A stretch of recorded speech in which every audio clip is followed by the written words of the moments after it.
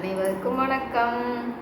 ஓம் சாய்ராம். ஜெய் ஜெய் சாய்ராம். குருவே சரணம். குரு கடாட்சம். நாம் மனதை அமைதியாக வைத்துக் கொள்ளும் போது நமக்கு பல பல வழி கிடைக்கும்.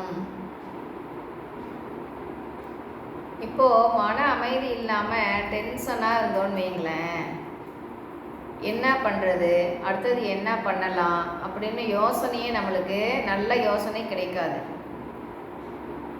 யோசனை தோணாது. சரிங்களா?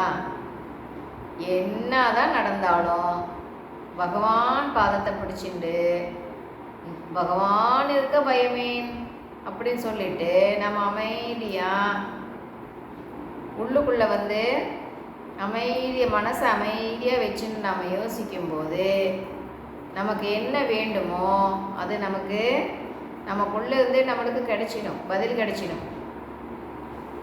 நாம் அதுக்கெல்லாம் விடுவோமா? இல்லையே. மண்டையை போட்டு பிச்சுக்குவோம். என்னடாப்பா இப்படி நடக்குதுன்னு யோசிப்போம், என்னடாப்பா பண்ணலான்னு சிந்தனை பண்ணுவோம், இல்லைங்களா? அப்போ பகவானையே மறந்துடுவோம். ஒரு பிரச்சனைன்னு வந்ததுன்னு வைங்களேன், பகவானை மறந்துடுவோம். அப்போ என்ன பண்ணலாம்? பகவானை கெட்டியாக பிடிச்சிக்கணும் இல்லையா? அப்பா நீ இருக்கு, எனக்கு என்னப்பா பயம் அப்படின்னு நம்ம அங்கே முழுசாக சரண்டர் பண்ணிட்டு அமைதியாக வேடிக்கை பார்க்கணுமா இல்லையா? ஒவ்வொன்றும் பகவான் தானே செஞ்சிட்டு இருக்காரு, நாம் எதுவும் பண்ணலையே. நாம் ஒன்று நினைப்போம், அது ஒன்று நடக்கும், இல்லைங்களா? அப்போ நாம் நினைச்சா நடக்குமா, இல்லை அந்த பகவான் நினைச்சா நடக்குமா? யோசிங்க. பகவான் நினைச்சா தானே நடக்கும். அப்போது நாம் எந்த முடிவையும் எடுக்கக்கூடாது. அப்பா எந்தெந்த டைமில் என்னென்ன நடக்கணுமோ நீயே நடத்தி வையப்பா அப்படின்னு நாங்கள் ஃபுல்லாக சரண்டர் பண்ணிடணும். சரிங்களா? நாம் என்னென்ன கணக்கு போட்டு அப்படியே அது எல்லாத்தபடி நடக்கணும்னு நாம் நினச்சிட்டு இருக்கோன்னு வைங்களேன், ஒன்றாவது நடக்குமான்னா நடக்காது. ஒன்றும் இல்லை, காலையில் எழுந்திரிச்சு அது இந்த வேலை பண்ணணும் இந்த வேலை பண்ணணும்னு யோசிச்சுட்டு படுங்களேன். காலையில் எழுந்திரிச்சா நம்ம என்ன நினச்சோமோ அந்த வேலை மட்டும் ஆகாது, மீதி எல்லாம் ஆகும்.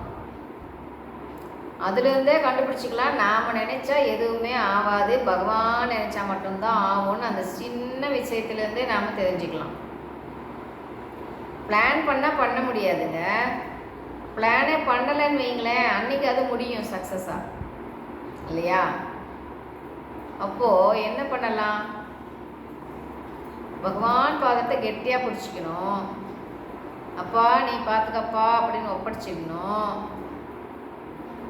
நம்ம மகிழ்ச்சியை மனசை போட்டு அப்படியே மனசுக்கு அழுத்தம் கொடுக்காம அமைதியாக வேடிக்கை மட்டும்தான் பார்க்கணும். அதுக்குண்டான முயற்சி பண்ணணுமே ஒழிய அதை யாருக்கிட்ட ஒப்படைக்கணும்? பகவான்கிட்ட ஒப்படைச்சிடணும். சரிங்களா? அப்போ தான் நம்மளுக்கு எல்லாமே எந்தெந்த டைமில் எது நடக்கணுமோ எல்லாமே நடக்கும். ஏன் இதில் ஆன்மீகத்தில் பூந்துட்டா எதுக்காக அவங்களுக்கு கஷ்டங்கள், அந்த துன்பங்கள் அதெல்லாம் எதுக்காக அதிகமாக கொடுக்கின்றார் பகவான்? இப்போது நம்மளை தேர்ந்தெடுக்கணும்னு வைங்களேன், அந்த தேர்ச்சிக்கு இவன் தயாராகி விட்டானா அப்படின்னு பார்க்கணும், இல்லைங்களா? சும்மாவா கடவுள் தன்மையை கொடுக்குறதுன்னா? சும்மாவா சொல்லுங்க பார்க்கலாம். அப்போது அதுக்குண்டான டெஸ்டெல்லாம் நடக்குமா இல்லையா? அதுக்கு எல்லாமே நம்ம தயாராக இருக்கணும், இல்லைங்களா? அப்போ எது நடந்தாலும் நாம் என்ன பண்ணணும்? டேக் இட் ஈஸியாக எடுக்கணும். நெக்ஸ்ட் என்ன அப்படின்னு போய்கிட்டே இருக்கணும். ஒன்றுலையே இன்னொன்று வைங்களேன், வேலைக்கே ஆகாது. இப்போ ஏதாவது ஒரு முயற்சி பண்ணிகிட்டு இருக்கோன்னு வைங்களேன், என்ன பண்ணணும்? அடுத்தடுத்து அதுக்குண்டான முயற்சியை நாம் கரெக்டாக பண்ணிக்கிட்டே இருக்கணும். விட்டுட்டோம்னா தொடர்ந்து முயற்சி பண்ணலைன்னு வைங்களேன், ஜெயிக்க முடியுமா? எதை பண்ணாலுமே கண்டினியூஸாக அதை பண்ணணும். அதுக்குண்டானது எல்லாமே போட்டு போட்டு நாம் கேட்டுக்கிட்டே இருக்கணும். கேட்டு அதை நாம் எப்போ வந்து விடாமல் ஃபாலோ பண்ணிக்கிட்டு அதெல்லாம் பண்ணிக்கிட்டே இருக்கிறோமோ அப்போ தான் நாம் அதில் ஜெயிக்க முடியும் இல்லைங்களா? நாம் என்ன பண்ணுவோம், எதுனாலுமே ஒரு 4 நாள் பண்ணுவோம், 4 நாள் விட்டுடுவோம் இல்லைங்களா? 4 நாள் விட்டால் என்ன ஆகும், அப்படியே கண்டினியூஸாக அப்படியே விட்டு போயிடும். முயற்சி என்பது, விடாமுயற்சி என்பது மிக மிக அவசியம் எதுலேயுமே. அப்போ என்ன பண்ணலாம், பகவானை பிடிச்சிக்குவோம். வா நீ பார்த்துக்கப்பா அப்படின்னு சரணாகதி அடைஞ்சிட்டு நம்ம வேடிக்கை மட்டும் பார்த்துட்ருப்போம். சரிங்களா? பகவான் நீ சொல்லப்பா, நான் செய்கிறதுக்கு ரெடியாக இருக்கேன்றார். நாம் தான் விடுறதே இல்லையே, எல்லாம் என்னால் தான் ஆகுது அப்படின்னு சொல்லும்போது அது எப்படி சாத்தியமா? நான் இது எல்லாம் விட்டு போகும்போது, நம்ம விடும்போது தான் பகவான் வந்து நம்ம வேலையை பகவான் பார்க்க ஆரம்பிச்சுவார்.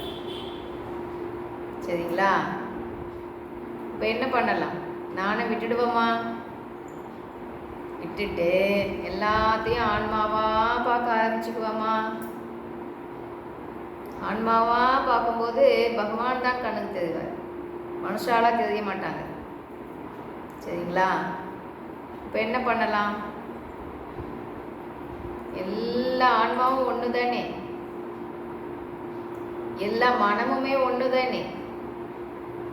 இன்பம் துன்பம் என்பது எல்லா மனதுக்கும் ஒன்னே தானே. அப்போ என்ன பண்ணலாம், முடிவு பண்ணிக்கணும், மற்றவங்க மனசை புண்படுத்தவே கூடாது அப்படின்னு முடிவு எடுத்துடணும். அப்படி பார்த்து பார்த்து பார்த்து பார்த்து பேசும்போது நம்ம மனதை வந்து நாம் ஹாப்பியாக வச்சுக்க முடியும்.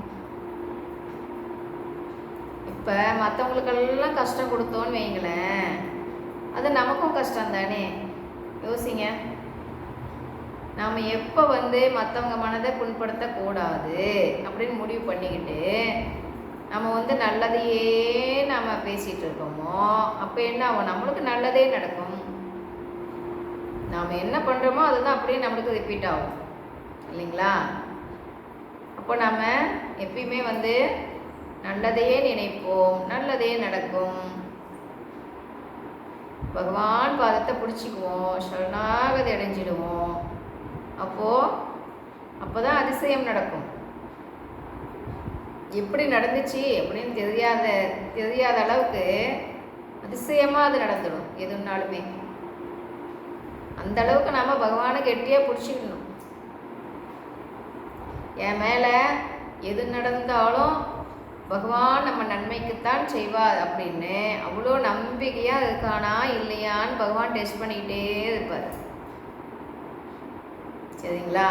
இப்போ என்ன பண்ணலாம், கடைசி நிமிஷத்தில் கூட அதிசயம் நடக்கும். சரிங்களா?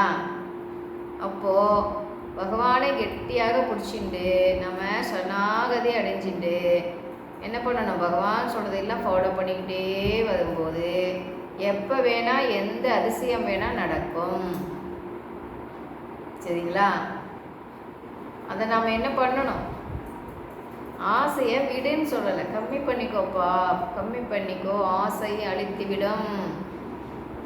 எவ்வளோ இருந்தாலும் மனமானது எவ்வளோ கொடுத்தாலும் மேலே மேலே கொடுத்தாலும் அது அடங்குமான்னா அடங்காது. இன்னும் அதுக்கு மேலே அதுக்கு மேலே அதுக்கு மேலேன்னு கேட்டுக்கிட்டே இருக்கும். அதனால் உன்னோட மன அமைதியை கெட்டுடும். ஆகையினால உன் ஆசையை நீ கம்மி பண்ணிக்கோ அப்படின்ற. சரிங்களா? மனதளவில் துறவியாக வாழ்வதே துறவு. வெளியே போயிட்டு நான் போனாதான், காவி உடை கட்டிக்கிட்டா தான், பட்டையை போட்டுக்கிட்டா தான் அப்படின்னாலாம், கொட்டையை கட்டிக்கிட்டா தான் அப்படின்னாலாம் அப்படிலாம் கிடையவே கிடையாது. மனதளவில் ஆசையை துரத்தலே துறவு. சரிங்களா? அப்போ என்ன பண்ணலாம், பகவான் சொன்னதை ஃபாலோ பண்ணுவோம், வாழ்க்கையில் ஜெயிச்சு காட்டுவோம், விடாமல் பயிற்சி பண்ணுவோம், விடாமுயற்சி வெற்றி கொடுக்கும். ஏற்று நிச்சயம்.